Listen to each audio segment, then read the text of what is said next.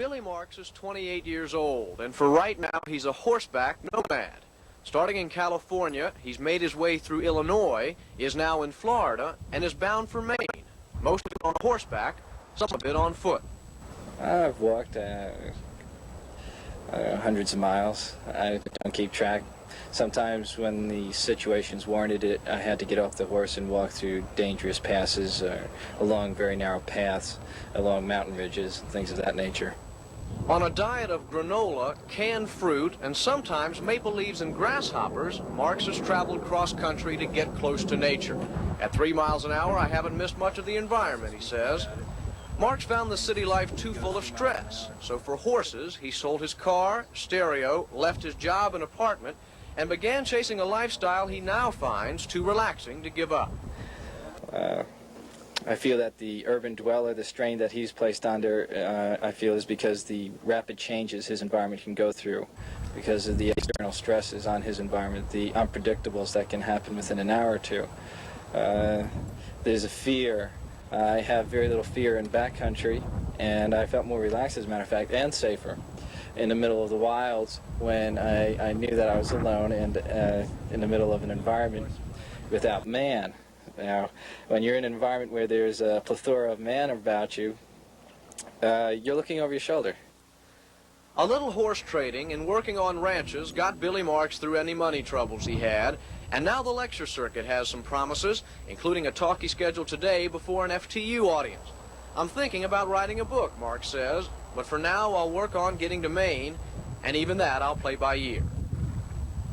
Wyatt Andrews, Eyewitness News.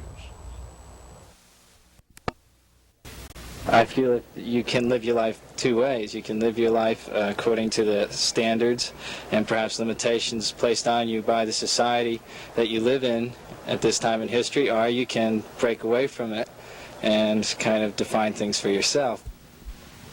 The philosophy of a loner who quit a job as an environmental analyst in New Jersey, sold everything he had, traveled to California, bought some horses, and in the last 14 months has ridden 4,000 miles across the country.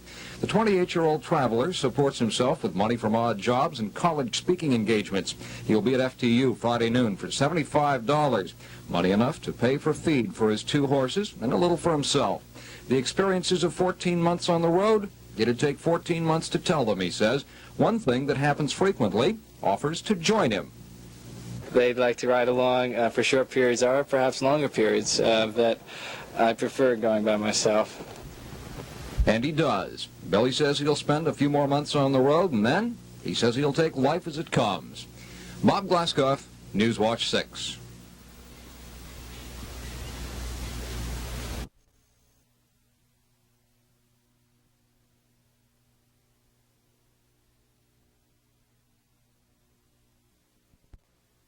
They've come over 4,000 miles together from Arizona to the Live Oaks Ranch near Umatilla in Florida.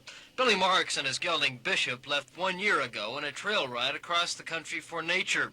Billy Marks is examining the nation's environment as few men have seen it, from the back of a horse. In this case, this time suffering from colic. His system was stopped up and toxic poisons were entering his bloodstream.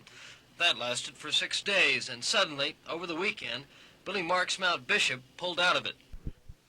My veterinarian, Jerry Manley, told me that 6 days is usually a death period, and he expected this horse to pass away if we couldn't get him to the operating table.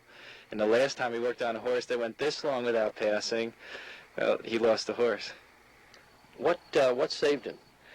Well, many things, of course. Staying up late at night, a lot of people paying a lot of attention, giving him a lot of mineral oil, enemas, drugs. It's just everything combined and perhaps a little bit more. So I think that's what saved him.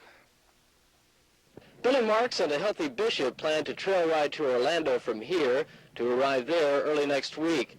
From Orlando, the 7,500-mile ride for nature will continue. Bishop and Billy Marks hope to trail ride to Maine by this fall. From the Live Oaks Ranch near Umatilla, Ron Fleming, Channel 2 News, reporting.